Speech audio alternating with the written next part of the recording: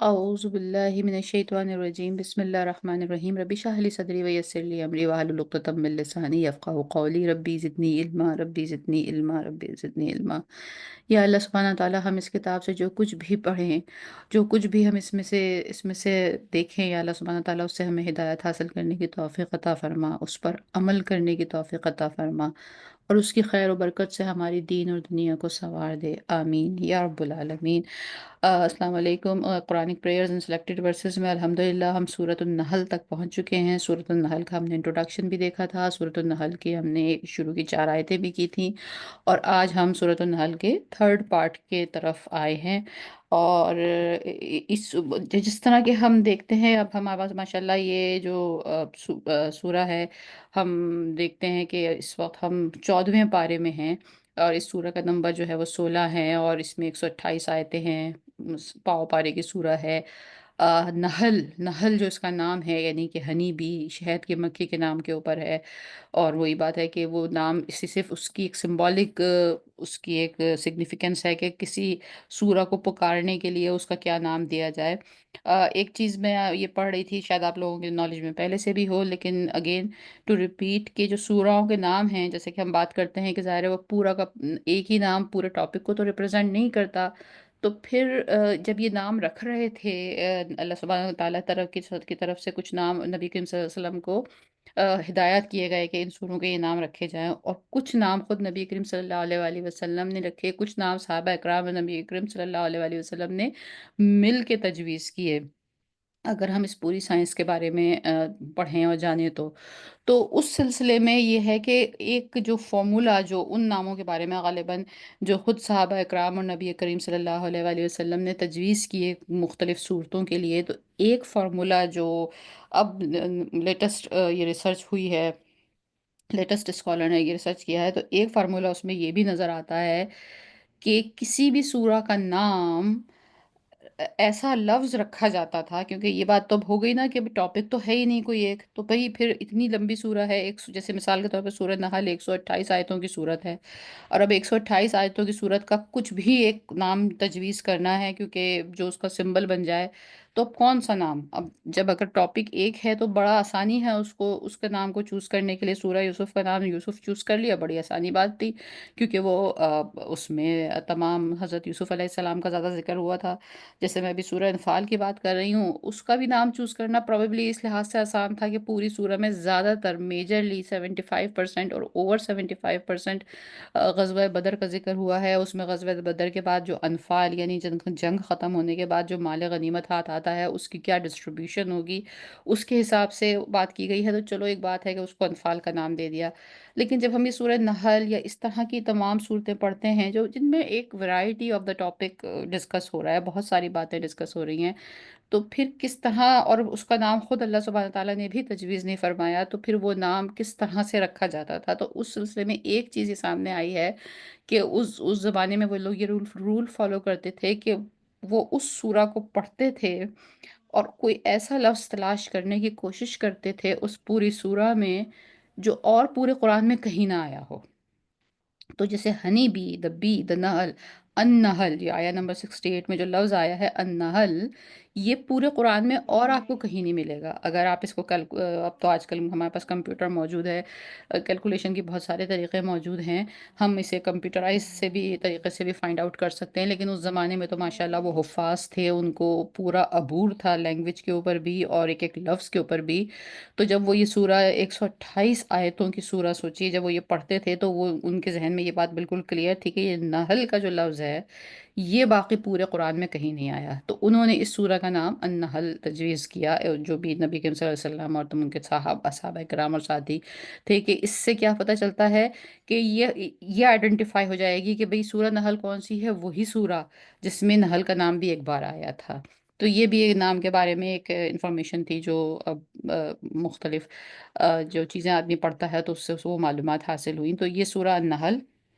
16 रुकू हैं, तीसरी मंजिल में है, 14वें पारे में है और नॉन इनिशियल सूरा है,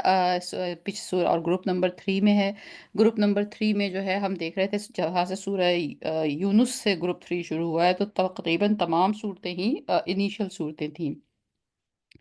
تو بہت دیر کے بعد یہ ایک ایسی صورت آئی ہے جو انیشیل صورتوں سے یعنی کہ حروف مقطعات سے شروع نہیں ہوتی، ڈائریکٹلی شروع ہو جاتی ہے۔ آیت نمبر 50 میں ہم اس میں سجدہ بھی دیکھیں گے، یہ مکی صورت ہے اور مکہ کے آخری زمانے کی صورت ہے۔ اب ٹل 4، آیت نمبر 1 سے لے کر آیت نمبر 4 تک ہم پچھلے اپنے سیشن میں تھوڑا ڈسکس کر چکے ہیں، وہ تمہیدی معاملہ بھی تھا، ہم نے ڈسکس کیا تھا اگر آپ کو یاد ہوگا، اور پھر ہم نے یہ بھی ڈسکس کیا تھا کہ جہاں سورۃ الحجر جس ٹون پہ ختم ہوئی تھی، جس نوٹ پہ سورۃ الحجر ختم ہوئی تھی، وہی کنٹینیویشن کے حساب سے وہیں سے وہ شروع کی جو 4 آیتیں ہیں وہ اس کے ساتھ ایک طرح سے کنسائڈ بھی ہوتی ہیں، میچ بھی ہوتی ہے، مرج بھی ہوتی ہیں، اور پھر وہیں سے نئی بات بھی اٹھتی ہے۔ تو یہ کتنا ایک یہ بھی ہمارے قرآن کا اعجاز اور معجزہ ہے کہ جو یہ ترتیب ہے جو کہ مختلف زمانوں میں مختلف سچویشنز پہ جو آیتیں over the period of 23 years نازل ہوئیں، ان کو اس طرح سے آ، آپس میں مکس کیا گیا ہے، اس طرح سے ان کو سیٹل ڈاؤن کیا گیا ہے کہ اب ایسا لگتا ہے کہ یہی ترتیب ٹھیک ہے، جبکہ اس وقت وہ بہت ہی الگ ترتیب میں نازل ہوئی تھیں۔ تو پہلی 4 آیتوں میں تو وہ جو پچھلے مضامین ہیں ان کو ہی کنٹینیو کرتے ہوئے بات کو اٹھایا گیا، اور وہاں سے اب یہ بات مزید شروع ہوئی ہے۔ سورہ نحل کے انٹروڈکشن میں ہم نے یہ بات بھی کی تھی کہ یہ سورہ جو ہے اس کو سورہ نیم بھی کہتے ہیں، نیم مانے نعمتوں کی سورہ۔ اتنی تفصیل سے اور اتنی زیادہ نعمتوں کا اس سورہ میں ذکر ہوا ہے کہ میں نے پڑھا، جیسے کہ میں کہہ رہی تھی کہ میں مختلف لوگوں کو سنتی ہوں اور پڑھتی ہوں یہ نوٹس کلیکٹ کرنے کے لیے، تو کسی نے کہا کہ 103 نعمتیں ہیں جو اس سورہ میں ڈسکس کی گئی ہیں۔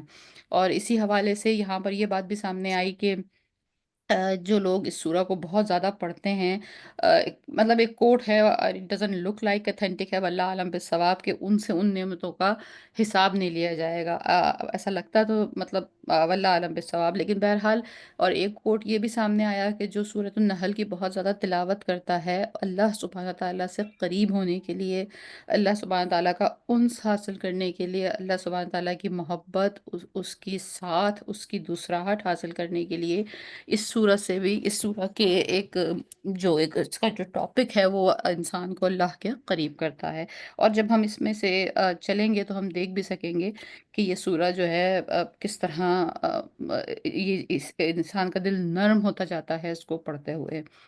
ایک اور چیز جو اس سورہ کے بارے میں آپ محسوس کریں گے، بلکہ یہ ایکسرسائز آپ خود بھی کر سکتے ہیں، ویسے تو آپ نے کئی بار سورہ نحل پڑھی ہوگی الحمدللہ، مختلف تفاسیر بھی سنی ہوں گی، یا جو بھی کچھ آپ نے اس پہ اس کے سلسلے میں جانا ہوگا، لیکن اگر اس نظریے سے، اس پرٹیکولر اینگل سے ایک بار آپ یہ ایکسرسائز کر کے دیکھیے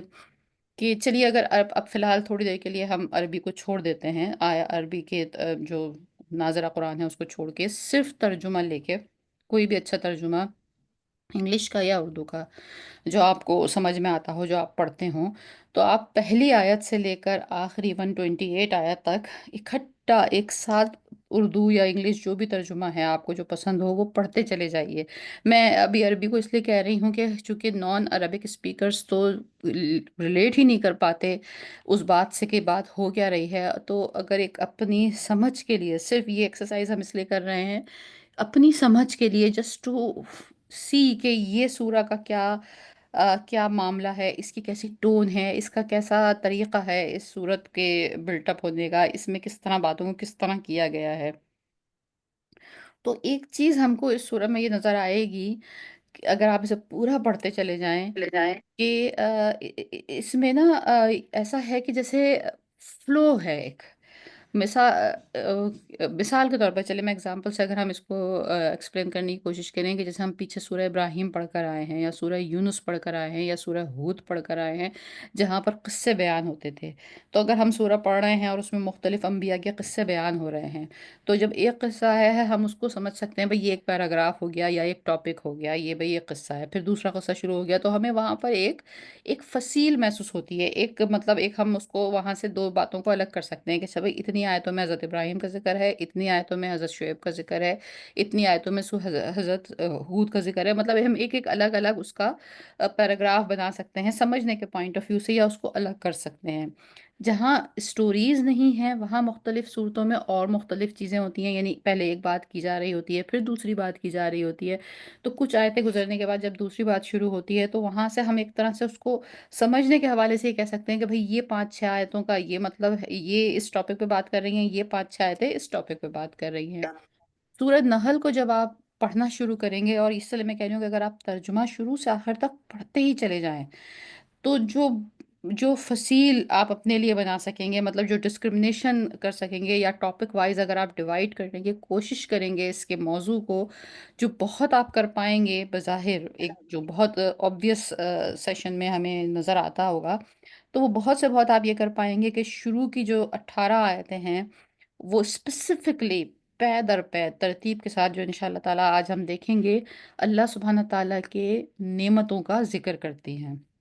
نعمتیں ایک کے بعد ایک، ایک کے بعد ایک، ایک کے بعد ایک بلیسنگز، اور اس کے بعد کا جو موضوع ہے اپ ٹل آیا 21 28 تک، اس کے بعد کا جتنا موضوع ہے وہ اتنا فلوئنٹ ہے، اتنا ترتیب سے چل رہا ہے وہ، کہ ہم حیران ہو جاتے ہیں یہ دیکھ کر کہ اس میں نا کہیں بریک نہیں مل رہی کہ یہ موضوع کہاں ختم ہوا ہوگا، یا ہم یہ کہہ سکتے ہیں کہ یہاں سے یہاں تک یہ ہے، وہ فلوئنٹلی ایک ترتیب کے ساتھ چلتا ہی چلا جاتا ہے، کہ ایسا لگتا ہے کہ جیسے کہنے والا ایک ہی تقریر میں ایک بات کہے جا رہا ہے، ایک ہی دلیل دیے جا رہا ہے، ایک ہی موضوع کو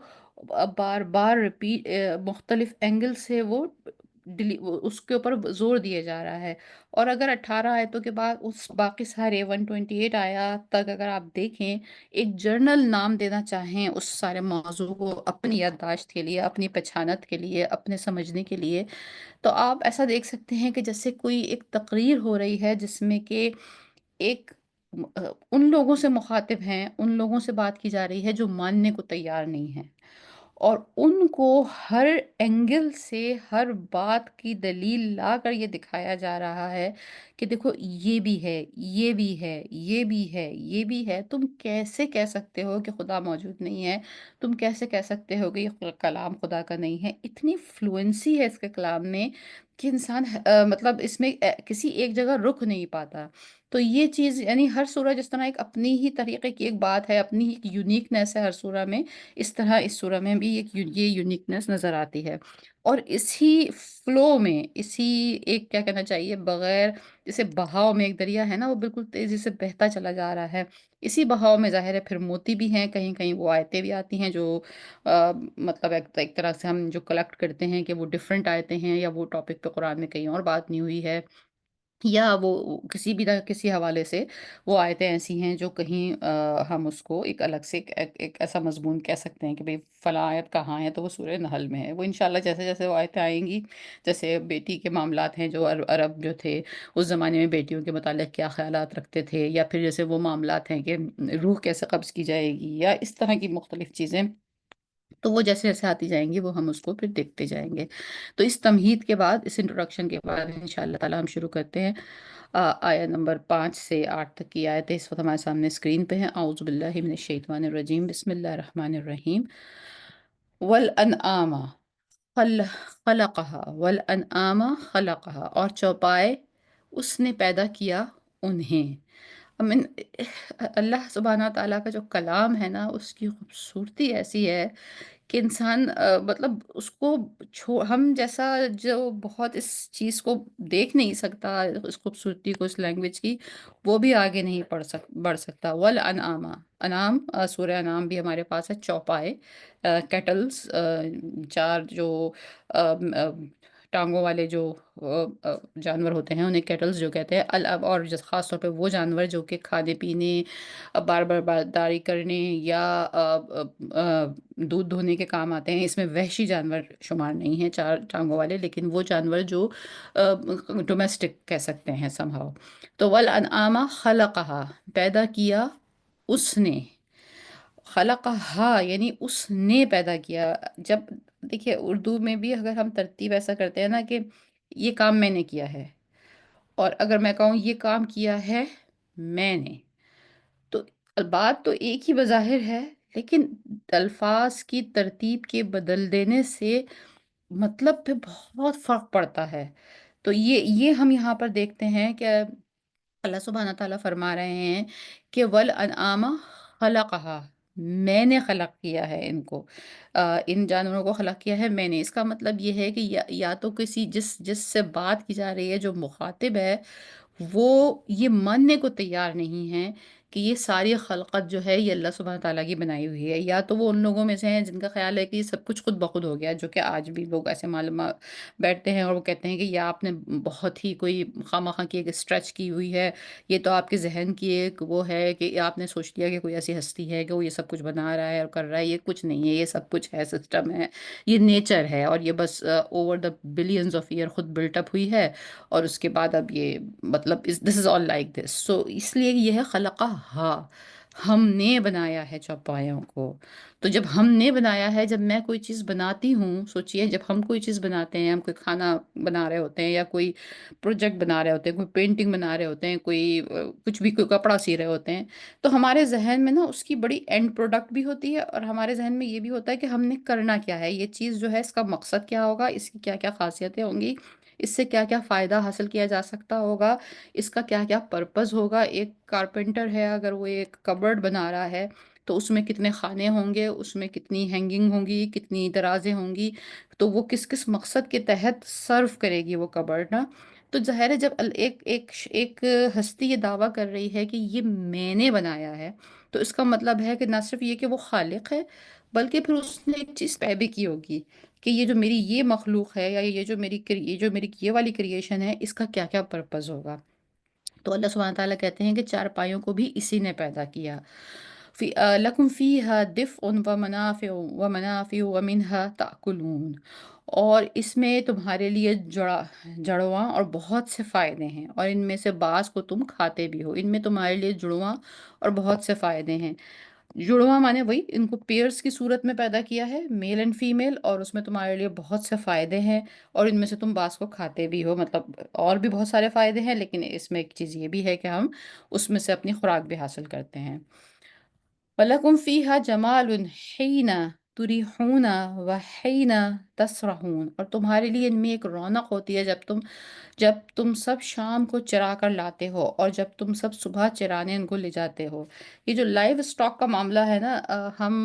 لوگ جو ایک شہری زندگی میں ہی پیدا ہوئے اور شہری زندگی میں ہی پلے بڑھے، اور اگر کبھی ہمارا لائف سٹاک کے ساتھ بکرے، بھیڑیں اور یہ دمبے، اس قسم کے ساتھ ہمارا ایک واسطہ ہوتا ہے، تو ہم تھوڑا سا ایک ڈر، ایک خوف، اور ایک بڑا ایک دوری کا سا معاملہ ہے۔ لیکن جو گاؤں کی زندگی ہے، جہاں پر یہ لائف سٹاکس ہوتے ہیں، اور جہاں پر لوگوں کا یہ ایک ان کا روٹین ہے، ان کا یہ جاب ہی یہ ہے کہ وہ صبح اٹھتے ہیں، وہ مویشی جمع کرتے ہیں، مویشی پالتے ہیں، پھر ان کے بچے ہوتے ہیں، وہ ان کو گرو کرتے ہیں، پھر ان کو چرانے لے کے جاتے ہیں، پھر چرانے لے کے آتے ہیں۔ تو اس ساری مثل میں بھی قرآن یہ کہہ رہا ہے، اس میں ایک جمال ہے، بیوٹی ہے۔ جمال میں بیوٹی اور رونق اور خوشی، ایک اپ اسپرٹ، یہ سب چیزیں اس میں شامل ہیں۔ شاید ایک یہی اسی کی کوئی ایک ریفائنڈ فارم ہے کہ جو اب ہم شہری زندگی میں جو ہم پیٹس پالتے ہیں، جیسے کیٹ ہو گئی یا کچھ ہو گیا، تو وہ جب ہم گھر میں ایک پیٹ پال رہے ہیں، بظاہر یہ والے پیٹس ہیں، ان کا تو کوئی حاصل اور فصول بھی نہیں ہے، بلی آپ کو کوئی فائدہ نہیں دیتی ہے، لیکن ایک جو انسیت اس سے آپ کو ڈیولپ ہوتی ہے، ایک جو خوشی ڈیولپ ہوتی ہے، ایک جو انسان کی اٹیچمنٹ اس سے ڈیولپ ہوتی ہے، تو اس سے ہم یہ سمجھ سکتے ہیں کہ وہ جانور یا وہ مویشی، ایک شخص کا جو اس کی باقاعدہ جائیداد، اس کا ایسٹ ہوتا تھا نا اس زمانے میں، تو گائیں، بیلیں، بھینس، تو وہ ان سے کتنا اٹیچمنٹ فیل کرتے ہوں گے، اور کتنی ان کو خوشی محسوس ہوتی ہوگی، اور یہ بھی ایک اللہ سبحانہ تعالیٰ کی بنائی ہوئی ایک نعمت ہے، جیسے ہم تو کافی حد تک مس ہی کرتے ہیں، لیکن یہ قرآن کی آیت ہے کہ اس میں بھی ایک اٹیچمنٹ ہے ان کے ساتھ، اس میں بھی ایک ان کے ساتھ ایک انسان کو خوشی محسوس ہوتی ہے، انسان کو اس میں ایک سکون محسوس ہوتا ہے۔ تو اس کے بعد نیکسٹ آیا ہے وہ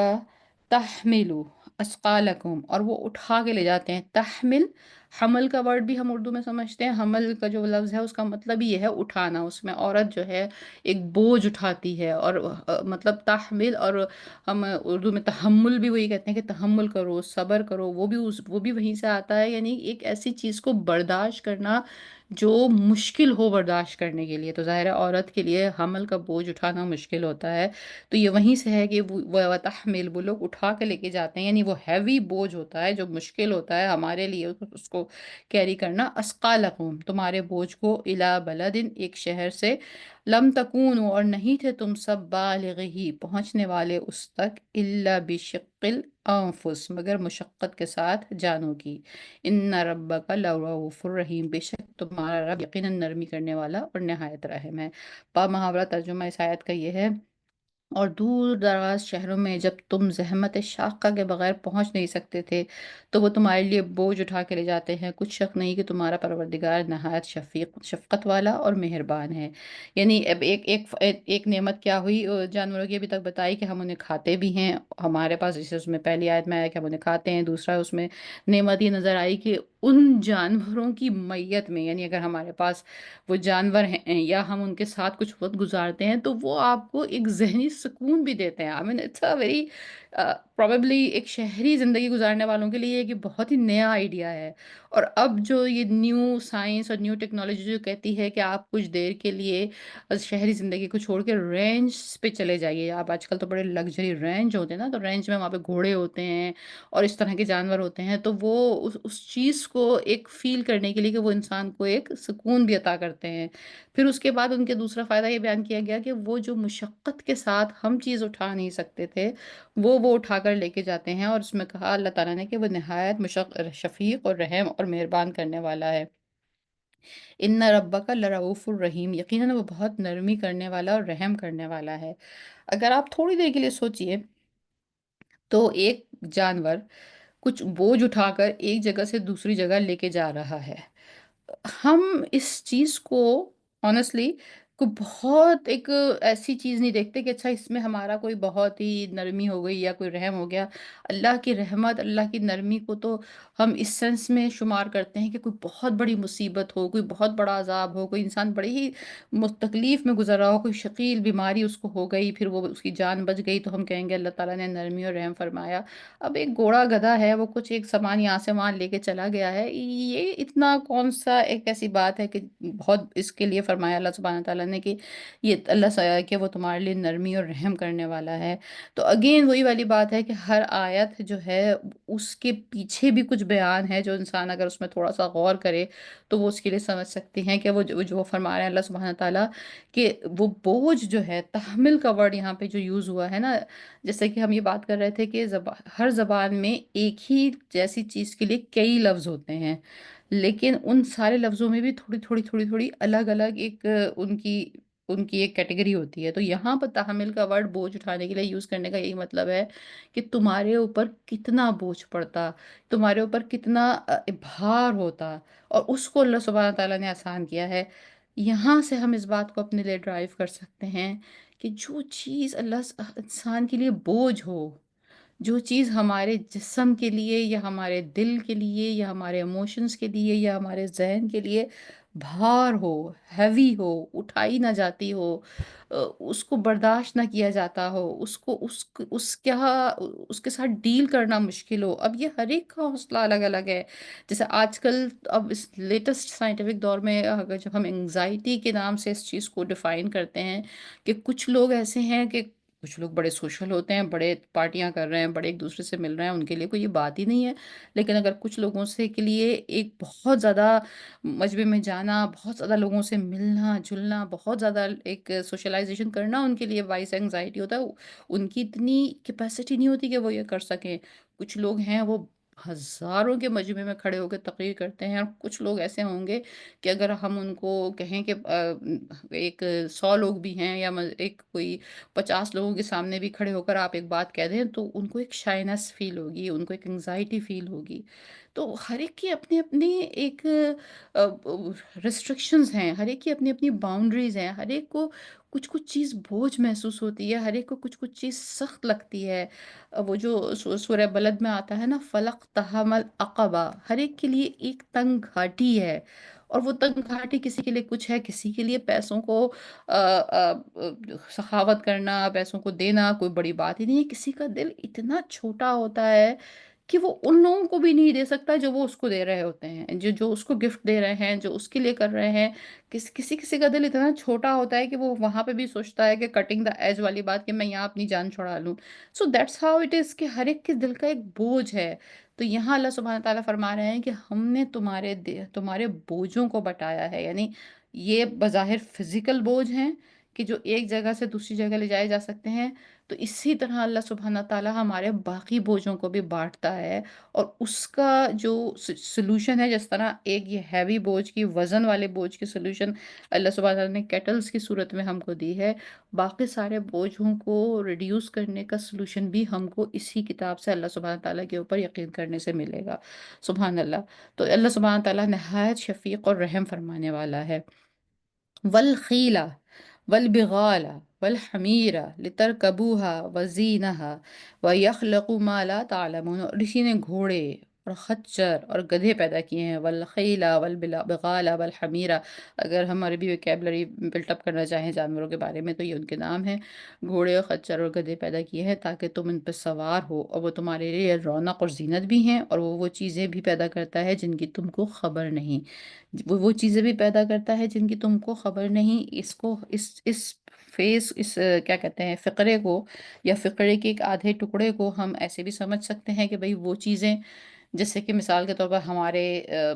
اس انسانیت کے اس زمین پر ہوش میں آنے سے پہلے ہو سکتا ہے اور بھی کوئی جانور ہوں، جیسے ڈائناسورس کا متعلق کہا جاتا ہے کہ ایک زمانے میں ڈائناسورس ہوا کرتے تھے، ایک زمانے میں اور کوئی بہت ڈفرینٹ ٹائپ کے جانور ہوا کرتے تھے جو اب ناپید ہو گئے ہیں۔ یا پھر اس کا کچھ اور مطلب بھی ہو سکتا ہے کہ ہم کو اور بھی بہت دنیا کی مخلوقات ہیں، اور بھی بہت چیزیں ایسی ہیں اسی دنیا میں، دوسری دنیا کا ذکر نہیں ہے،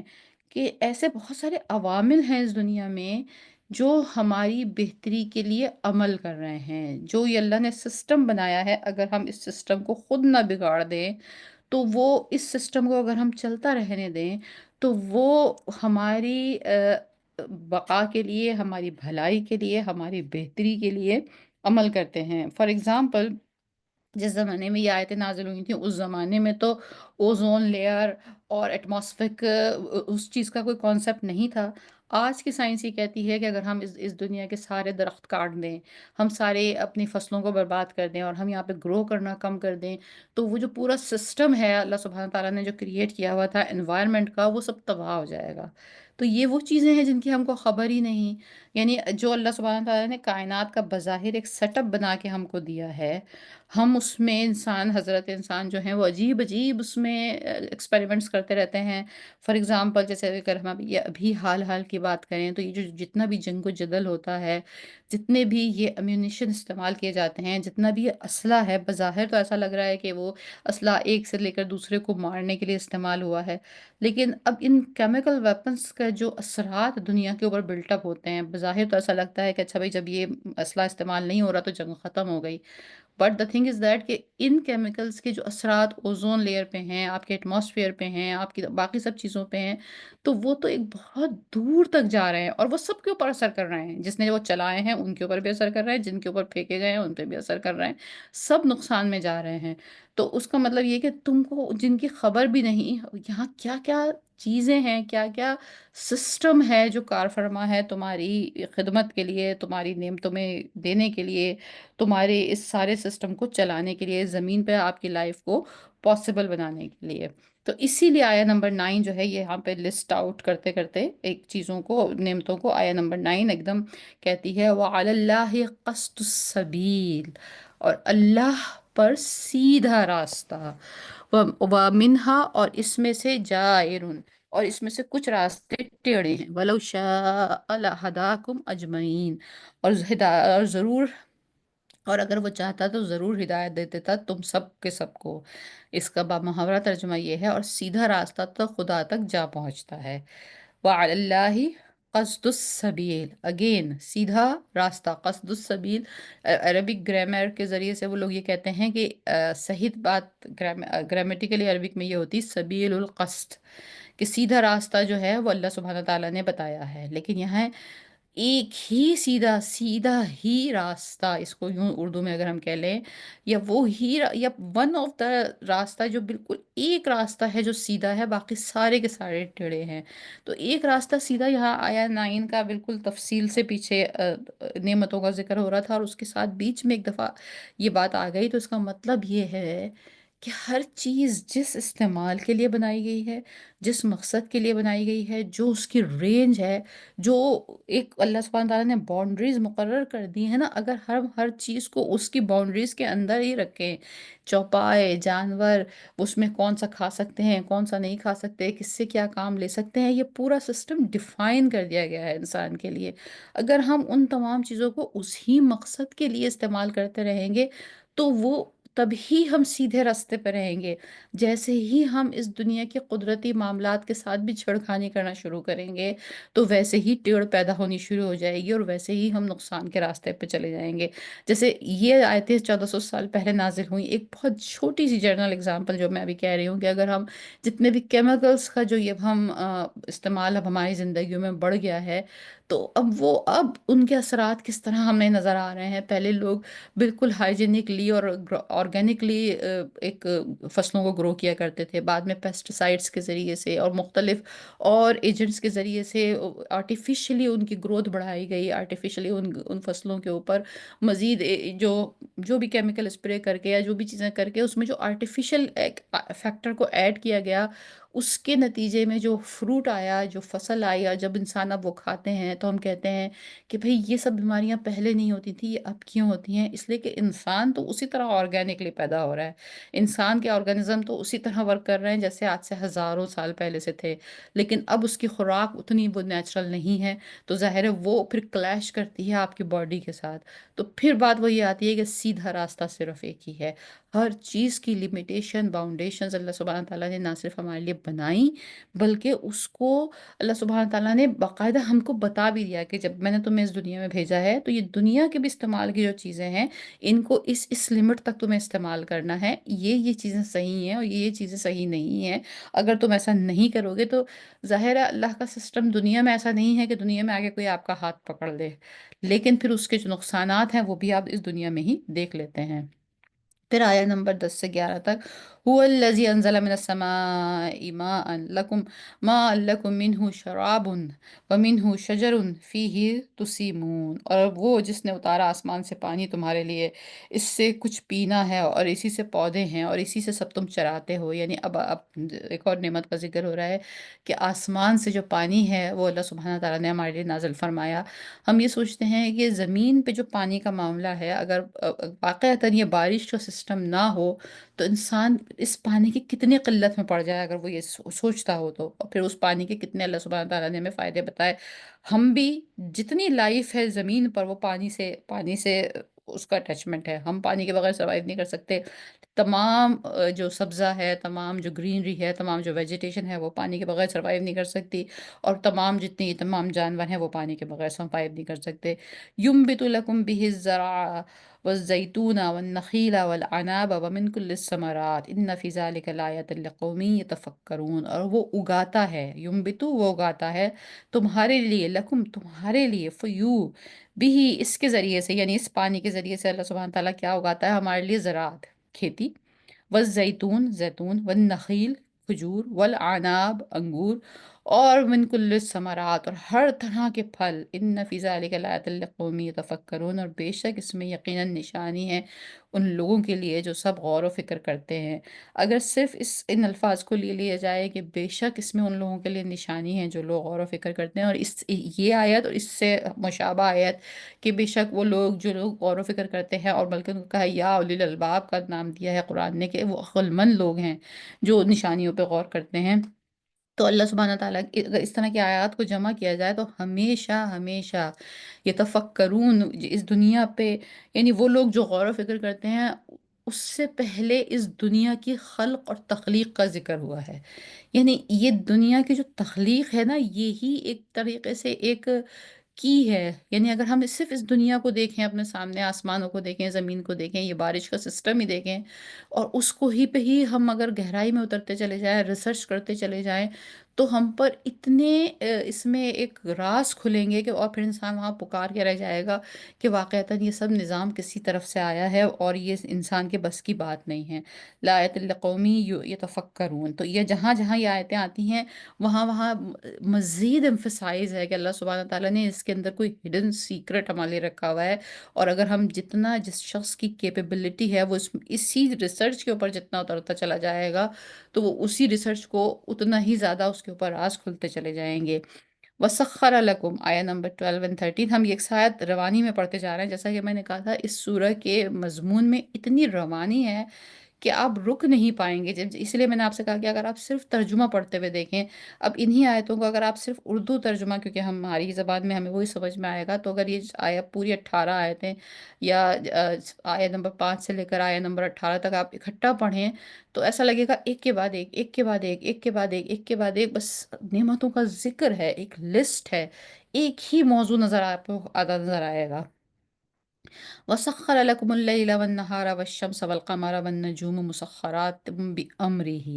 إِنَّ فِي ذَلِكَ لَآيَةً لِقَوْمٍ يَعْقِلُونَ، اور اس نے مسخر کر دیا ہے تمہارے لیے رات اور دن کو، سورج اور چاند اور ستارے، اور سب مسخر ہیں اس کے حکم سے۔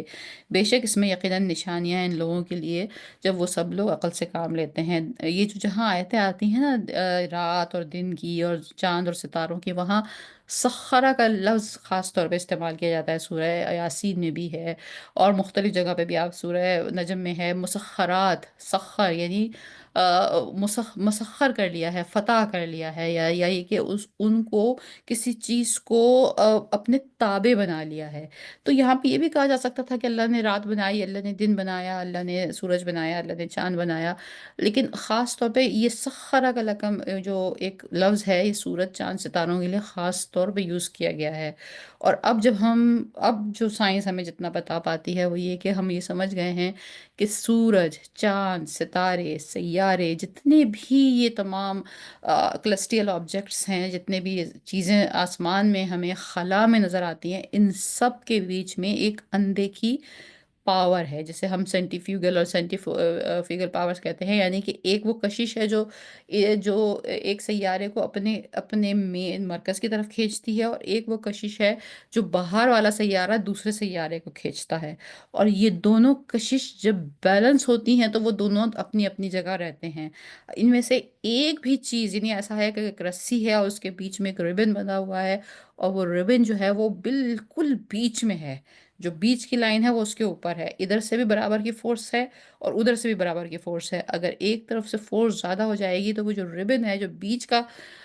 کا پوائنٹ ہے، وہ اپنی بیچ کی لائن سے ہٹ کے رائٹ سائڈ پہ ہو جائے گا یا لیفٹ سائڈ پہ ہو جائے گا، اور بیلنس آؤٹ ہو جائے گا۔ تو دس از دا مسخر، کہ ایک اندیکھی طاقتیں ہیں دو جو ایک دوسرے کے بیچ میں آ کر ان کو بالکل بیلنس کر کے رکھتی ہیں۔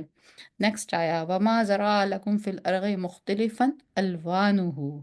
إِنَّ فِي ذَلِكَ لَآيَاتٍ لِقَوْمٍ يَتَذَكَّرُونَ، اور جو اس نے پھیلا دیا تمہارے لیے زمین میں مختلف اس کے رنگ، بے شک اس میں یقیناً نشانی ہے ان لوگوں کے لیے، وہ سب نصیحت حاصل کرتے ہیں۔ زمین کے مختلف حصے، کہیں ڈیزرٹ ہے تو وہ ریتیلا ہے، بھربھرا ہے، وہاں مٹی میں جڑی ہوئی نہیں ہے، وہاں پانی نہیں ہے تو اس کی رنگت اور ہے۔ کہیں مٹی میں بہت پانی ہے تو وہ زرخیز ہے، کہیں وہ کالی ہے، کہیں وہ پتھریلی ہے، کہیں وہ بالکل چٹان ایک دم ملی ہوئی ہے، کہیں وہ مٹی مٹی ہے۔ آپ پوری دنیا سے، جیسے یہ جو لفظ مجھے یاد نہیں آ رہا ایگزیکٹ لفظ، زبان پہ نہیں آ رہا، جو یہ جو پتھروں کا جو علم ہے، تو اس میں جو مختلف قسم کے جو پتھروں کو وہ پڑھتے ہیں لوگ اور وہ دیکھتے ہیں تو وہ حیران ہو جاتے ہیں کہ ہر جگہ کی مٹی، ہر جگہ کی بجری، ہر جگہ کا پتھر میں کتنی ڈفرینٹ ڈفرینٹ آپ کو خاصیتیں ملتی ہیں، کتنی ڈفرینٹ ڈفرینٹ اس کی آپ کو کیپیبلٹیز ملتی ہیں۔ تو اللہ سبحانہ تعالیٰ کہتے ہیں کہ یہ مٹی کے اس رنگوں میں بھی تمہارے لیے بہت زیادہ نشانیاں ہیں۔ یعنی اگر ہم اور کچھ بھی نہ کریں، اگر ہم اپنی ریسرچ یونیورسٹیز میں صرف انہی ٹاپکس کے اوپر ریسرچ شروع کر دیں جو ہمیں اوریجنلی اللہ سبحانہ تعالیٰ کی طرف سے ایک اشارے ملے ہیں، تو definitely these are the things کہ ان کے اندر بہت سیکرٹس ہوں گے ہمارے لیے، اور ہم اس سے بہت زیادہ دنیاوی فائدے حاصل کر سکتے ہوں گے ان سیکرٹس کو اوپن کر کے۔ لیکن ہم اس قرآن کو اب سوچیے کہ کہاں تو یہ اتنی ڈیپ اور گہری باتیں ہو رہی ہیں، اور کہاں یہ کہ اس قرآن کو بغیر سمجھے صرف اس حوالے سے پڑھ لیا جائے کہ یہ اس سے مجھے برکت حاصل ہوگی اور ایک لفظ پڑھ کے 30 نیکیاں ہوں گی، یعنی وہ بہت ہی منیمم قرآن کا اعزاز یا فائدہ ہے۔ اس کے علاوہ اس میں کتنی چابیاں ہیں ترقی کی۔ وَهُوَ الَّذِي سَخَّرَ الْبَحْرَ لِتَأْكُلُوا مِنْهُ لَحْمًا طَرِيًّا وَتَسْتَخْرِجُوا مِنْهُ حِلْيَةً تَلْبَسُوهَا وَتَرَى الْفُلْكَ مَوَاخِرَ فِيهِ وَلِتَبْتَغُوا مِنْ فَضْلِهِ وَلَعَلَّكُمْ تَشْكُرُونَ۔ اور وہ جس نے مسخر کر دیا سمندر کو تاکہ تم سب کھاؤ اس سے گوشت تازہ، اور تم سب نکالو اس سے سامان زینت، تم سب پہنتے ہو انہیں، اور تو دیکھتا ہے کشتیوں کو کہ پانی چیرتی چلی جاتی ہیں اس میں، اور تاکہ تم سب تلاش کرو اس کے فضل کو، اور تاکہ تم سب شکر ادا کرو۔ لٹرلی اگین، جیسے میں ابھی بات کر رہی تھی کہ ایک شہری زندگی کے نارملی رہنے والے لوگوں کا ایک بڑا لمیٹڈ سا ایکسپوجر ہے اس کائنات کے حوالے سے بھی۔ ہم جو لوگ گاؤں میں نہیں پلے بڑے، جنہوں نے گاؤں کی لائف اسٹائل کو نہیں دیکھا، تو وہ اس سارے ٹیسٹ سے محروم ہیں۔ سملرلی سمندر کی بھی ایک زندگی ہے۔ جو لوگ یہاں میرین لائف اسٹائل میں ہوتے ہیں، جو جہازوں پہ ٹریول کرتے ہیں، یا اگر کبھی آپ کا بھی یہ تجربہ رہا ہو گہرے سمندروں کے سفر پہ جانے کا، کروز وغیرہ میں، تو وہ باقاعدہ اللہ کی ایک قدرت نظر آتی ہے کہ کتنے بڑے بڑے وزنی کنٹینروں سے لدے ہوئے شپ ہم دیکھتے ہیں، کہ وہ شپ جو ہیں وہ پورے اتنے بھاری بڑی بڑی بلڈنگوں سے بھاری ہوئے جو جہاز ہیں، وہ سمندر میں اس کے اوپر کھڑے ہوتے ہیں، جبکہ اگر ہم ایک پتھر پانی میں پھینکے تو وہ پتھر پانی میں ڈوب جاتا ہے۔ مطلب یہ جو ایک اللہ سبحانہ تعالیٰ نے سائنس، ظاہر ہے یہ جو ایک جہاز کی جو بلٹ ہے، یہ سائنس بھی تو اللہ سبحانہ تعالیٰ نے پیدا کی ہے نا۔ یہ چیز بھی تو اللہ سبحانہ تعالیٰ نے انسان کو سکھائی ہے کہ دیکھا کشتی اس طرح بنے گی، یہ لکڑی کا ٹکڑا تم لے کے پانی میں ڈالو گے تو وہ ڈوب جائے گا، لیکن اس ہی لکڑی کے ٹکڑے کو تو تم اس طرح اس اصول کے اوپر تراش لوگے تو پھر وہ پانی میں تیرتا رہے گا۔ مطلب سبحان اللہ، یہ آنکھوں کے سامنے کے معجزے ہیں۔ اور پھر جب یہ اتنے بڑے بڑے جہاز سمندر میں چلتے ہیں، اس زمانے کی یہ آیت ہے، یا ابھی اسپیڈ بوٹس ایجاد نہیں ہوئی ہیں، ابھی وہ بڑے بڑے جو ہیں کیریئرز والے شپ ایجاد نہیں ہوئے ہیں ابھی، تو یہ وہ پرانے جہازوں کا ذکر ہے کہ جو سمندر کا سینہ چیرتے ہوئے نکل جاتے ہیں۔ تو مطلب یہ ہے کہ یہ کتنی بڑی اللہ سبحانہ تعالیٰ کی ایک نعمت ہے کہ پہلے اس خشکی کو پانی سے بالکل الگ ٹیکسچر دیا۔ جو خشکی پہ چلنے والا انسان ہے وہ پانی میں ٹوٹلی امبیلنس ہے، اور پھر اس پانی کو، سمندر کو آپ کے قابو میں کر دیا۔ جو لوگ جیسے میں نے کہا کہ جو لوگ میرین لائف سے جن کا بڑا انٹرسٹ ہو، یا وہ کچھ اس طرح کی چیزوں کو لکھتے دیکھتے یا پڑھتے ہوں، تو مطلب سمندر کی بھی جو ایک ہیبت ہے، جب سمندر بھر جائے، جب وہ پانی بے اختیار اور بے قابو ہو جائے، تب اللہ کی کیسی ہیبت اور کیسی اللہ کی قدرتی اور صناعی نظر آتی ہے۔ اور وہی سمندر اس چھوٹے سے انسان کے اللہ سبحانہ تعالیٰ نے قابو میں دے دیا، اس میں بھی فوڈ پیدا کیا، سی فوڈ۔ یعنی یہ آیتیں وہ ہیں کہ پریکٹیکل آیتیں ہیں کہ جب ہم کبھی مچھلی کھائیں، سی فوڈ کھائیں، تو ہم یاد کریں ان آیتوں کو کہ اللہ نے فرمایا کہ یہ میں نے تمہارے لیے پیدا کی۔ جب ہم وہ جو پرلز پہنتے ہیں، جو جولری نکلتی ہے وہاں سے، یہ میں نے تمہارے لیے پیدا کی۔ تو یعنی یہ ایک کے بعد ایک کے بعد اللہ سبحانہ تعالیٰ اپنی نعمتیں بیان کرتا جا رہا ہے، اور ان نعمتوں کے عوض ایک ہی ہم سے وہ ایک ہی چیز ہمارے سامنے ڈیمانڈ کر رہا ہے، اور وہ یہ کہ تم اس پہ تفکر کیوں نہیں کرتے، تم اس پہ تدبر کیوں نہیں کرتے، تم اس کے بارے میں توقف کیوں نہیں کرتے۔ مطلب بہت ساری نعمتوں کو ایک کے بعد ایک، ایک کے بعد ایک کے بعد ہضم کرنے میں ہم اتنا سوچتے بھی نہیں کہ یہ سب کچھ کہاں سے آ رہا ہے، یہ کون ہے جس نے یہ سب کچھ ہمارے لیے پیدا کیا ہے۔ وَأَلْقَى فِي الْأَرْضِ، اور اس نے گاڑ دیے زمین میں، رواسیا پہاڑ۔ اب یہ پہاڑوں کا ذکر ہے، ان تمیدہ کہ وہ ہلا نہ دے، بکم تم کو، وہ انہارن اور نہریں اور سبلن اور راستے لعلکم تہتدون تاکہ تم سب راہ پاؤ۔ یعنی پہلے پہاڑ بنائے، یہ نہیں کہ ساری ہی زمین کو پہاڑوں کے ساتھ بھر دیا ہو کہ آدمی کا چلنا ہی مشکل ہو جائے۔ پھر انہار جو نہریں ہوتی ہیں، نہروں کا اگر آپ دریا کو بھی دیکھیں اگر آپ، تو وہ پہاڑوں کے بیچ میں سے کس طرح سے راستہ بناتے ہوئے نظر آتے ہیں۔ اور سملرلی اسی طرح پہاڑوں کے اوپر پھر وہ پگڈنڈیاں بنتی ہیں جن سے راستے نکل کے آتے ہیں، اور تاکہ اس میں انسان چلے اور پھرے۔ وعلامات اور نشان بنائے، بالنجمی وہم ہم یہدون اور ستاروں کے طریقے سے راستہ معلوم کرنے کے نشانات بنائے۔ یعنی یہ اسٹرالوجی کا یہ ذکر 1400 سال پہلے کے قرآن کی آیتوں میں ہے، جب تو ان لوگوں کو مطلب اس طرح کی چیزوں کا کچھ حال معلوم نہیں تھا، اور اب ان چیزوں پہ اتنی اتنی ریسرچ ہونے کے باوجود اسٹل ابھی کچھ عرصے ہی پہلے کا کوئی ایک وہ ڈاکومنٹری تھی جس میں کہ بتا رہے تھے کہ ایک جہاز پانی میں اس کا سارے سسٹم ڈاؤن ہو گئے، اس کا انٹرنیٹ سب، اب تو آج کل سیٹلائٹ سے کنیکشن ہوتا ہے ان جہازوں کا، اور اب تو وہ تمام چیزیں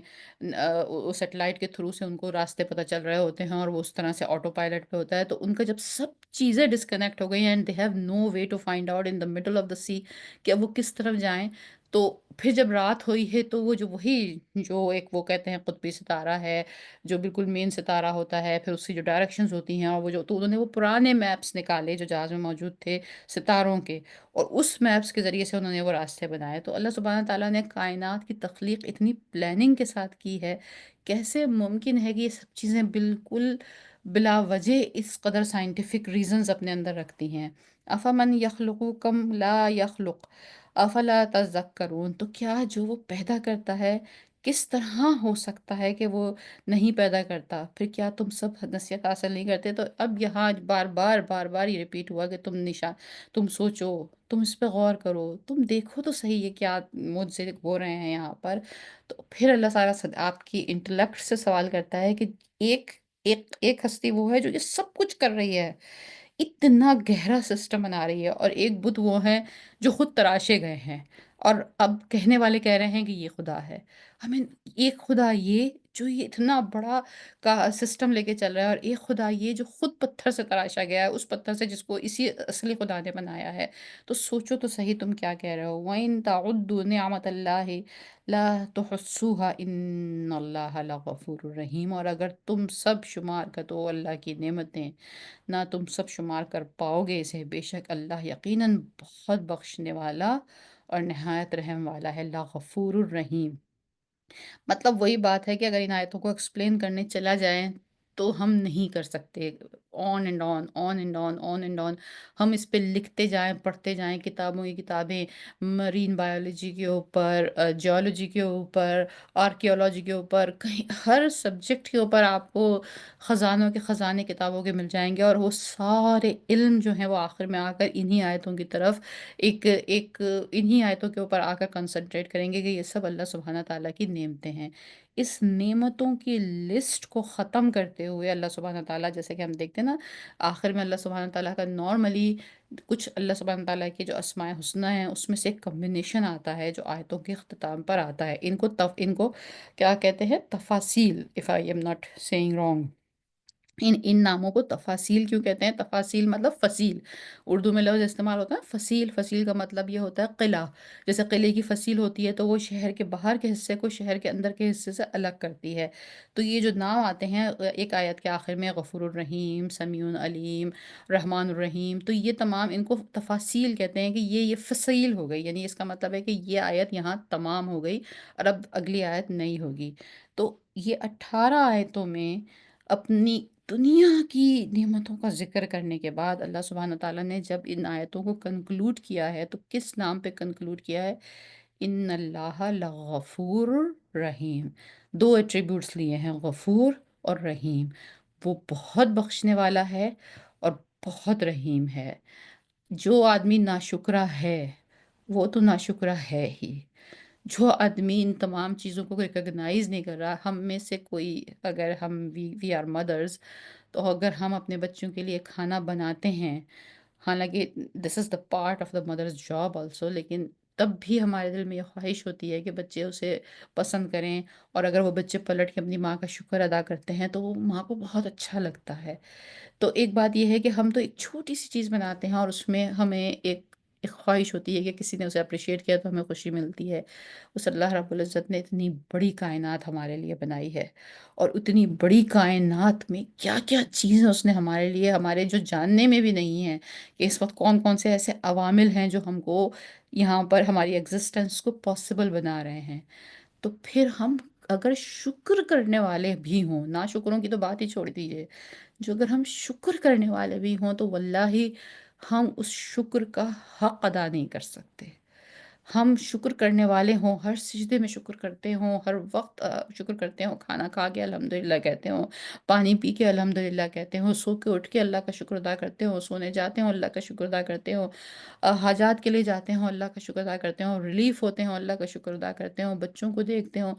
واللہ ایک شخص جو دن اور رات اللہ کا شکر بھی ادا کرتا ہو وہ کر ہی نہیں سکتا۔ نا شکروں کی تو بات چھوڑ دیجئے، ہمارا شکر اس لیول کو پہنچ ہی نہیں سکتا جتنی عنایات، جتنی نعمتیں ہم کو دی گئی ہیں۔ اس لیے یہاں اللہ تعالیٰ نے کہا کہ وہ بہت غفور ہے، مطلب تم نہیں کر پاؤ گے شکر، you will not able to reach this level. جتنی نعمت آپ کو دی گئی تھی اتنا تھینک یو آپ کہہ ہی نہیں سکتے۔ تو کوئی بات نہیں، اٹس اوکے۔ اگر ہم کسی کے لیے کچھ کرتے ہیں اور وہ پلٹ کے ہمیں ایک تھینک یو نہیں کہتا تو ہمارا بڑا دل خراب ہوتا ہے کہ بھائی اس کے لیے کچھ کرنے کے لیے کیا ضرورت ہے، یہ کیسا دوست ہے کہ اس کو تو کوئی احساس ہی نہیں ہے، کچھ بھی کرو اس کے لیے اور یہ ہمارے ساتھ سنسیئر ہی نہیں ہوتا۔ اللہ سبحانہ تعالیٰ کہتا ہے کہ تم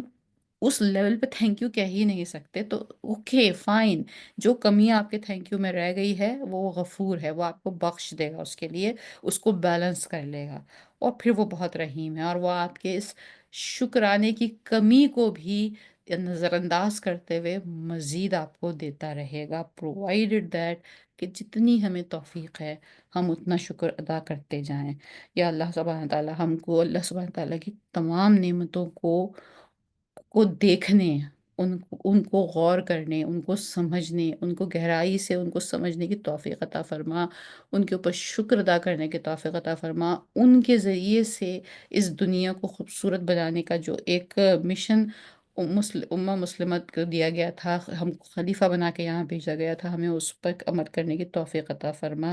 اور یا اللہ سبحانہ تعالیٰ ہمیں ناشکر ہونے سے بچا۔ وآخر دعوانا ان الحمد للہ رب العالمین۔ ربنا تقبل منا انك انت السميع العليم وتب علينا انك انت التواب الرحيم۔